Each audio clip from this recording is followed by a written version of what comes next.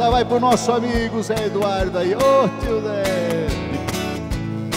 Me perguntaram se eu sou gaúcho. Está na cara, repare o meu jeito. Sou do Rio Grande, lá de Passo Fundo. Trato todo mundo com muito respeito. Mas se alguém me pisar no palo, meu revólver fala e o buchicho está feito. Mas se alguém me pisar no palo, meu revólver fala e o buchicho está feito. Ô, povo querido do Rio Grande do Sul, que beleza! Valeu, estimado! Essa caiu bem até para aqueles caminhoneiros que passam lá pelo Posto Brasília, né? Oh, exatamente. No Canoas, é verdade, né? O pessoal que vem lá do Rio Grande do Sul, normalmente passa também Passo Fundo, né? Exatamente. Vem de Lages ao litoral, tem que passar pelo Posto Brasília. Ali na 470 e também temos aqui no Canoas, né? Exatamente. No Canoas. Meu amigo Dan e também o meu grande e querido amigo Josias, que sempre me tratam com muito respeito, muito obrigado sempre pelo carinho. Pessoal, os frentistas ali da outra vez pediram para me mandar um abraço e não generalizar ninguém. A todos os frentistas aqui do Posto Canoas, realmente um atendimento diferenciado. E os da BR-470? Também. Ninguém pode ficar com ciúme, né, estimado? E ciúme de homem, estimado Zé Roberto, Zé Eduardo. É coisa de louco. Ciúme de homem, eu sempre digo, é coisa do Cramonga. É coisa de louco, né? Coisa de louco, coisa do Tibinga, assim, né? Eu dizia aqui nos meus programas mais antigos, mais doidos, coisa de ciúme de homem é coisa desgraçada. Mas nós temos um Fotobolinha, grande parceiro nosso, né? Fotografias, histórias, emoções. Rio do Sul, Taió, está construindo um museu quase pronto lá em Taió, diz que é uma coisa de cinema. Exato. Para ser um exemplo para Santa Catarina e o Brasil. O Bolinha é um historiador também. Museu, claro, de fotografias. Ele realmente é um historiador. O Adolar. Acho que é o Adolar. Ô, estimado, o pessoal me pediu lá do Cabra Macho também, não esquece de pedir pro Baby tocar uma agora que eu vi aqui, ó. Agora que eu vi, mas já foi. Essa música do Teixeirinha, o Teixeirinha se comentava muito, o estimado José Eduardo D'Agostino, nosso médico psiquiatra. Você é de Passo Fundo, mas está em Rio do Sul há 11 anos, mas o Teixeirinha, na verdade, muitas músicas para Passo Fundo, para a cidade, mas ele é de Soledade, não? É de Soledade, é natural de Soledade. Né? E essa aí foi uma do Teixeirinha, né? Que o Baby cantou agora. E às vezes, né, a gente não para pensar na quantidade de talentos que existiram no Brasil, né? E o Teixeirinha foi um deles. Foi um deles, né? Como a Mary Terezinha na sanfona também foi, né? Seja na música, produtor de filmes, né? Uma série de coisas naquela época. Teixeirinha foi realmente um dos grandes nomes da cultura do Rio Grande do Sul. Não é verdade? Teixeirinha. Ô, estimado, eu vi aqui, eu até trouxe aqui um recorte de jornal, que agora até de final de semana agora, aonde me chama a atenção aqui que o feminicídio, que hoje parece que virou moda, isso também, né? Agressão às mulheres, enfim, assassinatos que ocorrem com as mulheres, namorados, companheiros, esposas, aquela coisa toda. É um crescimento em Santa Catarina, assim, uma coisa muito desordenada, assim, uma avalanche de fatos ocorrendo, a gente se depara isso quase todos os dias com notícias em televisão, jornal. Esses casos de violência contra a mulher que aumenta tanto, o cara tá o quê? Ele tá muito doido, muito chapado de bebida, de droga. Como é que você explica isso como médico psiquiatra? Eu acho que a violência está aumentando de maneira geral. De maneira geral. Eu acho que de maneira geral. E esses crimes passionais nos chamam muita atenção pelo fato eu abomino qualquer forma de violência, né? Seja contra mulher, homem, criança, idoso, né? Homossexual, qualquer forma. Mas eu acho que existiam, né, antigamente, mas agora, e isso eu vejo como ponto positivo, né? Está se falando mais, né? Está tentando punir de forma exemplar, né, essa violência contra a mulher, mas eu acho que a violência está aumentando de maneira geral. De maneira geral. Mas a minha curiosidade, talvez até a curiosidade de quem está em casa, é que em que situação que se encontra um ser humano para matar sua esposa com machado, outro com foice, outro com tiro, outro com 200 facadas, 50 facadas, não sei das quantas. Isso é uma coisa de doido. Só pode ser, não pode ser. O cara não pode estar no seu juízo normal. Eu não sei te dizer que não estudo o feminicídio assim a fundo. Não sei te dizer se tem uma relação com alguma doença mental, né, o homicida, né, o feminicida, nesse caso. Mas eu acho que a maior parte deles, o comportamento prévio desse homem, né, no relacionamento já é um comportamento doentio, né, de certa forma mantém a parceira ali meio que de uma forma controladora, né? Então o relacionamento já não é saudável previamente. Já não é saudável, com certeza. E às vezes frente a uma ameaça dela de separação, algum ponto de estresse mais agudo que venha a colocar o fim no relacionamento, eles tomam essa atitude. Tem casos desse aí que o cara coloca o fim na vida da sua companheira. Normalmente é o homem que dá o fim na mulher. Tem casos que dá até o contrário, mas normalmente é assim. E que o cara tira a sua própria vida em seguida. Sim. A paixão, o desamor pode levar a isso, que às vezes não tem nenhum envolvimento, talvez, com droga, com bebida. Mas essa paixão, o desamor, a separação, isso pode o cara tomar essa loucura toda para tomar, porque é uma coisa desenfreada mesmo. A paixão em excesso, né, vira algo doentio mesmo, né? Algo doentio, né? O Osório, como ser humano, ele é passível de atitudes, né, inesperadas, porque você às vezes fica sabendo de pessoas que tomaram uma atitude, meu Deus, mas como aquele cara? Não aparentava nada de... Né? E todos, né, Neri? Todo mundo tem, às vezes, um surto, um momento na vida, né? Falasse uma palavra bem lembrada, o surto. Fale um pouquinho do surto. Esse surto, daqui a pouco o cara foi acometido de um surto. Depois eu não lembro de mais nada que eu fiz. Geralmente tem, assim, se é um surto psicótico do tipo a pessoa escutar vozes, ver coisas, né? Ter alguma paranoia, principalmente de cunho persecutório, achar que estão armando contra ela, que fizeram alguma coisa, que botaram alguma coisa na minha bebida. Geralmente tem já um fundo genético de algum transtorno psiquiátrico, né? Que talvez vai eclodir naquele momento, a partir daquele surto.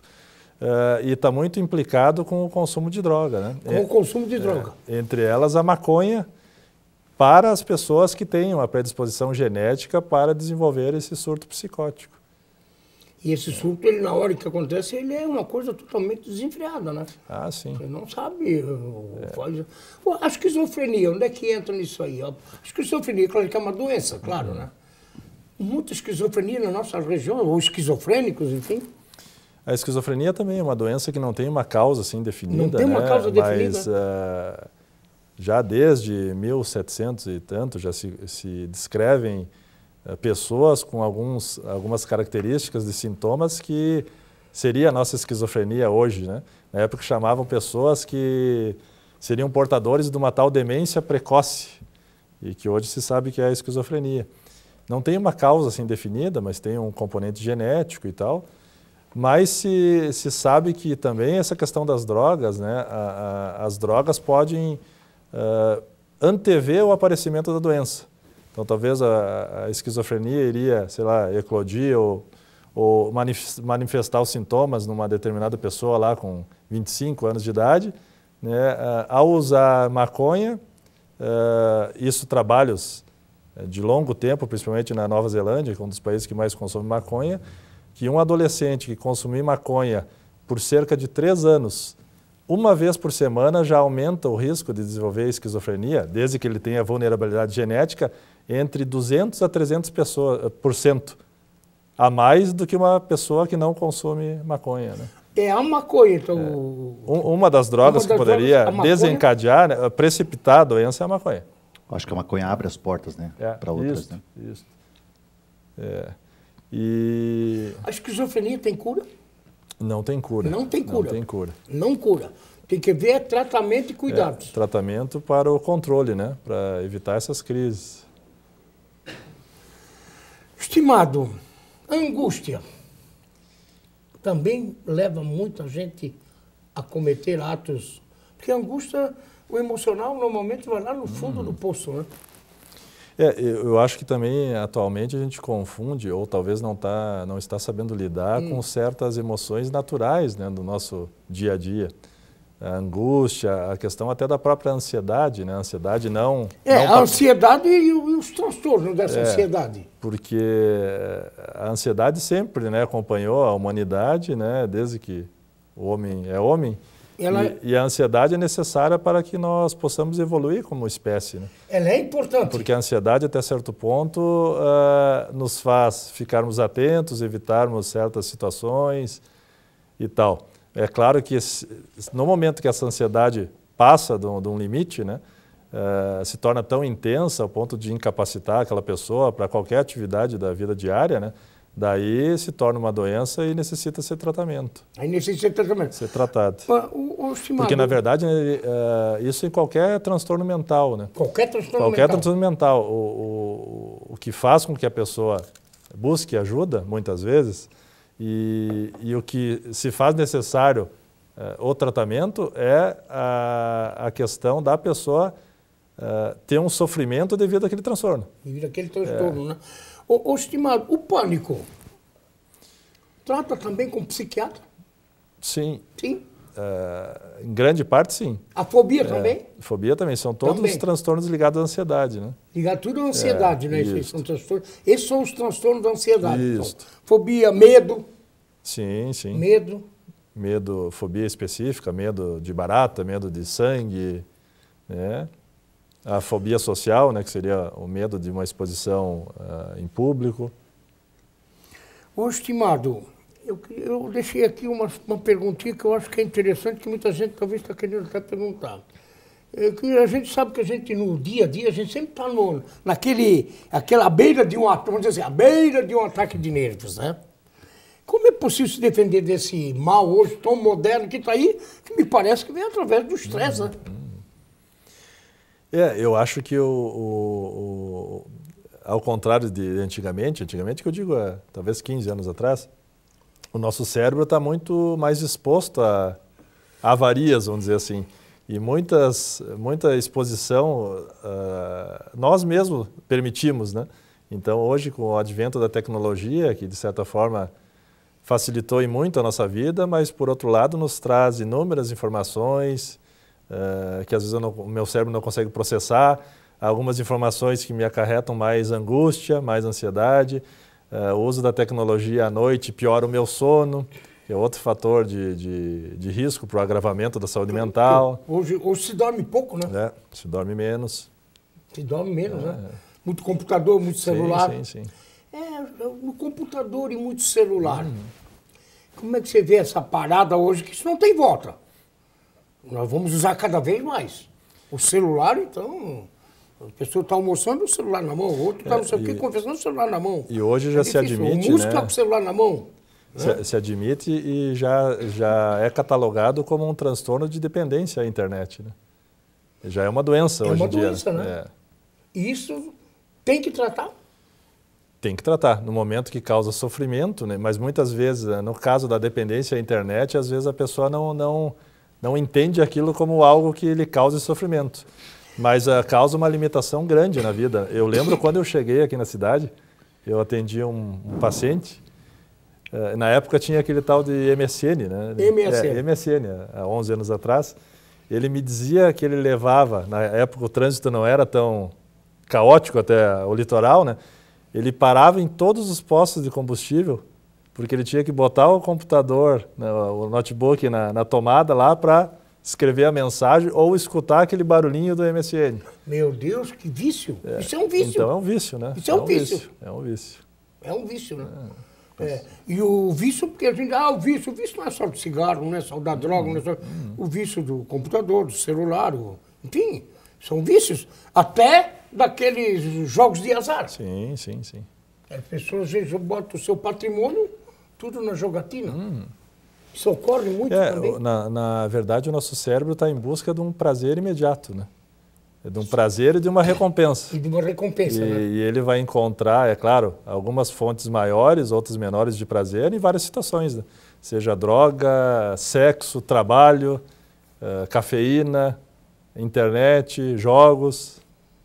Meu Deus, como tem coisa para o ser humano.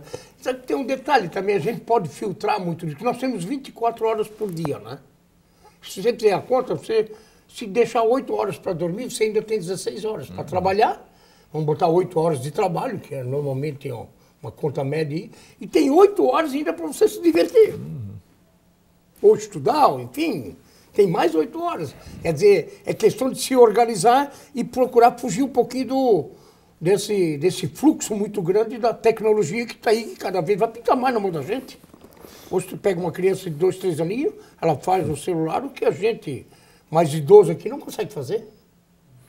Né? Essa que é a verdade. A gente não consegue, eles conseguem. E a gente acaba deixando de lado, né, certas coisas que a gente sabe que comprovadamente melhorariam a nossa qualidade de vida, né? Seja o exercício físico. Fica de lado.